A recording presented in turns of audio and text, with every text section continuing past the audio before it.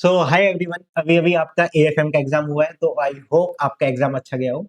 अगर आपका एग्जाम अच्छा नहीं गया तो भी कोई नहीं, अभी आप एएफएम को दिमाग से निकालो, क्योंकि जो नेक्स्ट पेपर है ना उसमें आपको ज्यादा टाइम चाहिए होगा। क्योंकि ऑडिट में आपको सिर्फ वहां पे फॉर्मूले चेक नहीं करने, आपको पूरा रट के जाना पड़ता है, मगअप करके जाना पड़ता है काफी चीजें।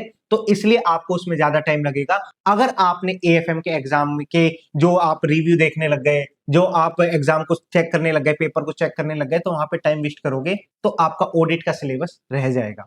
देखो एफआर एएफएम में तो आप 40 50 60 70 तक स्कोर कर लोगे, बट अगर आप ऑडिट में 40 स्कोर नहीं कर पाए या ऑडिट की वजह से आपका एग्रीगेट रह गया, तो भैया आपका ग्रुप वन वहीं की वहीं रह जाएगा, फिर बड़ी दिक्कत हो जाएगी। इसलिए अभी आप एएफएम का एग्जाम देके आए हो, थोड़ा सा रेस्ट करो, आराम से नींद लेनी है नींद लो, फिर आप ऑडिट पे लग जाना। सर ऑडिट को कैसे करना है मैं आपको एक ओवरव्यू दे देता हूँ, ज्यादा टाइम नहीं लूंगा इस वीडियो में।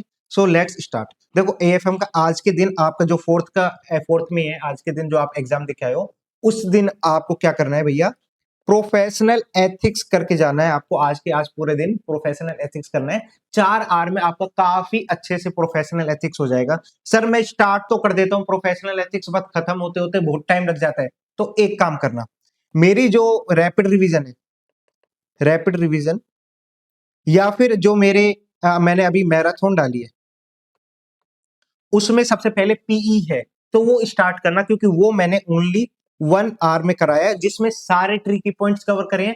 पूरा प्रोफेशनल एथिक्स का आपको ओवरव्यू मिल जाएगा, सारा मिल जाएगा। जब आप 1 घंटे के अंदर वो पूरा ओवरव्यू ले लोगे, सारे ट्रिकी पॉइंट्स को समझ लोगे, तो आपको रिवाइज करना काफी इजी हो जाएगा। नेक्स्ट 3 आवर में आप इजीली रिवाइज भी कर सकते हो, और जो इंपॉर्टेंट क्वेश्चन है, जो मैंने लिस्ट दी है 16 क्वेश्चन की, जो मेरे टेलीग्राम चैनल पे भी अवेलेबल मिल जाएगी, वो चेक कर सकते हो और वो सोल्व कर सकते हो इजीली। तो आप 4 आवर में इजीली ये सारी चीजें कर सकते हो। उसके बाद भैया चैन की नींद सोना, आराम से 6 साढ़े 6 घंटे सो के फिर कल सुबह उठना। कल सुबह इट मींस 5 मई को, 5 मई को क्या करना है सर आपको, टिल 11 AM, 11 AM मतलब 6:30 7 बजे उठ के 11 बजे तक आपको क्या करना है सर, 4 साढ़े 4 घंटे में 3 चैप्टर करने हैं। सर 4 साढ़े 4 घंटे ज्यादा नहीं दे दिए? अब इन 3 चैप्टर में से कौन कौन से करने हैं सर? एक तो आप बैंक ऑडिट या एनबीएफसी, इसमें से एक तो करना ही है। सर मैं तो दोनों छोड़ के जा रहा हूं बेटा, दोनों में से एक तो आपका ए कैटेगरी का बनेगा ही बनेगा, तो एटलीस्ट एक तो करके ही जाना। मेरी रिवीजन वीडियो देख सकते हो, रैपिड रिवीजन अवेलेबल है बैंक ऑडिट की, एनबीएफसी की 1.5 आवर, सॉरी 1 आवर की एक प्रॉपर वीडियो अवेलेबल है, काफी डिटेल्ड कराया, सब चीज लर्न भी हो जाएगी आपको, वो भी चेक कर सकते हो। इन दोनों में से आपको एक तो करना ही है।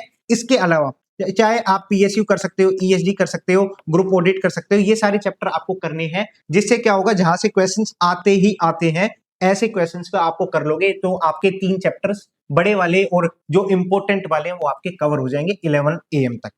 उसके बाद आप ब्रेक लेना, ब्रेक के बाद 9 PM तक, रात तक 9 PM का समय दे रहा हूं, जब तक आपको एसेज, एसआरईस, एसएईस, एसआरएस सबको कंप्लीट करके रखना है। अगर आपने एसए पहले स्टार्ट कर दिया, अगर आपने एक चैप्टर को छोड़ के पहले एसए स्टार्ट कर दिया, तो क्या होगा, वो ऐसे आपके इतने टाइम ले जाएगा, तो आप है ना वो पूरे 9 PM तक ही खत्म करोगे, अगर आपने स्टार्टिंग से ऐसे स्टार्ट करा 5 मई को। तो इसलिए मैं पहले बोल रहा हूं कि आप 3 चैप्टर कंप्लीट कर लो, जहां से आपकी वेटेज अराउंड 15 to 20 मार्क्स की हो जाएगी, सो दैट आप बाद में चैप्टर्स पे जाओ। फिर आप चैप्टर्स में आपको अगर ज्यादा टाइम लगे, 9 PM से ज्यादा टाइम लगे, तो एक काम करो, पहले ए कैटेगरी करना, फिर बी कैटेगरी करना, फिर सी कैटेगरी करना। अगर ए और बी हो जाता है, फिर आपका सी के लिए टाइम नहीं बचता, तो एक काम करना, सी कैटेगरी की मेरी रिवीजन वीडियो देख लेना, so that MCQ point of view से आपकी सारी कवरेज हो जाए। Yes sir. फिर आपको 9 PM से ब्रेक लेके उसके बाद वापस स्टार्ट करना है चैप्टर्स पे, और जहां पे आपको 2 या 3 चैप्टर कंप्लीट करके चलने हैं 5 मई को ही। फिर आपके जो रिमेनिंग 3 4 चैप्टर बचेंगे, वो सुबह उठ के आपको 2.5 3 घंटे में वो कंप्लीट करने हैं, क्योंकि वो सारे चैप्टर्स छोटे छोटे बचेंगे। बड़ा कौन सा है सर, बैंक ऑडिट है हमारा, एनबीएफसी है, वो तो आप एक दिन पहले ही कर लोगे एक चैप्टर, और एक चैप्टर यहाँ पे 2 3 चैप्टर में वाले टाइम वो कर लोगे। तो आपको नेक्स्ट डे जो एग्जाम का दिन होगा, उस दिन आपको सुबह सुबह रिमेनिंग 2 3 चैप्टर बचेंगे वो करना पड़ेगा। सर मैं एक दिन पहले ही सारा कंप्लीट कर लूं, अगर आप ऐसा कर सकते हो तो बेस्ट है, बट ऐसा करना पॉसिबल होता नहीं है, क्योंकि इतना लेंदी है, आपको लर्न भी करना पड़ता है। तो इसलिए आपको ऐसे करके चलना है। आपका पूरा सिलेबस 9:30 AM तक कंप्लीट हो जाना चाहिए, जिस दिन एग्जाम डे है उसके 9:30 AM तक पूरा कंप्लीट करो। 9:30 से 10:30 तक आप प्रोफेशनल एथिक्स की रिवीजन वीडियो देखो। कौन सी सर? जो मैंने आपको ऊपर बताई थी, ऑडिट मैराथन वीडियो के अंदर है और रैपिड रिवीजन दोनों सेम है, उसमें से कोई सी भी देख सकते हो। वो आपकी 1 आवर में वापस प्रोफेशनल एथिक्स के सारे क्लोज याद कराएगा, सेकंड ट्रिकी पॉइंट्स याद कराएगा, सो दैट आपने जो प्रोफेशनल एथिक्स 1.5 डेज पहले करा था वो आपको काफी अच्छे से वापस हो जाएगा, क्योंकि 20 मार्क्स की वेटेज रखता है ये। ठीक है सर, प्रोफेशनल एथिक्स भी हो गया। 10:30 के बाद जो आपका मन करे वो वापस रिवाइज करना, बट ज्यादा टाइम तक रिवाइज मत करना, मैक्स से मैक्स 11 बजे तक रिवाइज करके सारी चीजें छोड़ देना, क्योंकि आपका दिमाग जितना ज्यादा आप उसको प्रेशर दोगे फिर एग्जाम में दिक्कत आएगी। साथ साथ एक काम और कर सकते हो, मेरी एमसीक्यू वीडियो है, किस चीज से रिस्पेक्ट में? हमारा बैंक ऑडिट और एनबीएफसी, इन दोनों के रिस्पेक्ट में मैंने एमसीक्यू वीडियो बनाई थी 30-35 मिनट्स की, आप उसको भी देख सकते हो, सो दैट आपका एमसीक्यू पॉइंट ऑफ व्यू से आपका बैंक ऑडिट और एनबीएफसी दोनों कवर हो जाए। ऐसे आपको प्रॉपर 1.5 डेज में कवर करके चलना है। मैं आपको टाइमिंग वाइज नहीं बताऊंगा कि 9:30 से 10:30 तक ये चैप्टर को, 10:30 से 11:30 ये चैप्टर करो, क्योंकि अगर किसी के बच्चे का थोड़ा स्लो चलता है तो वो वैसे ही परेशान हो जाता है, मेरा तो कुछ कवर नहीं हुआ। आप अपने प्रेशर के हिसाब से चलना, कहां पे आपको ज्यादा टाइम डिवोट करना है, कहां पे आपको फास्ट कवर करना है, सो अपने हिसाब से वो चीजें करना। सेकंड थिंग बच्चों के दिमाग में आती है, सर मैं ओनली मैराथन रिवीजन देख लूं, 14-15 आवर्स की बाकी टीचर्स की अवेलेबल होगी, मैराथन वीडियोस देख के फटाफट नोट्स को रिवाइज कर लूंगा, चल जाएगा क्या? नहीं चलेगा। देखो, जो आप 1.5 डेज में खुद रिवाइज करते हो, खुद चीजें लर्न करने की कोशिश करते हो, वहां पे आपके ज्यादा रिटेन होगी, ना कि ओनली मैराथन वीडियो सुन के आप रिटेन कर पाओगे। सो ट्राई करना। आप मैराथन वीडियो देखना चाहते हो, देखो कोई दिक्कत नहीं है, बट उसके साथ आप खुद नोट्स को रीड करो। नोट्स को रीड करना मोस्ट इंपॉर्टेंट है, और साथ साथ एक बार लर्न करने का भी ट्राई करो।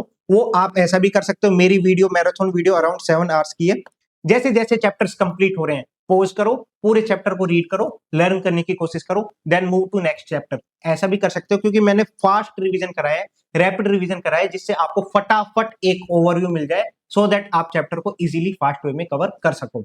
सो इस वीडियो में इतना ही। बस मैं आपको एक चीज बोलना चाहूंगा, देखो मेहनत तो सब कर रहे हैं, सब अपना 100% दे रहे हैं, बट पास कौन होता है? वो 10% बच्चों में कौन आता है जो अपना 100% से भी ज्यादा देते हैं।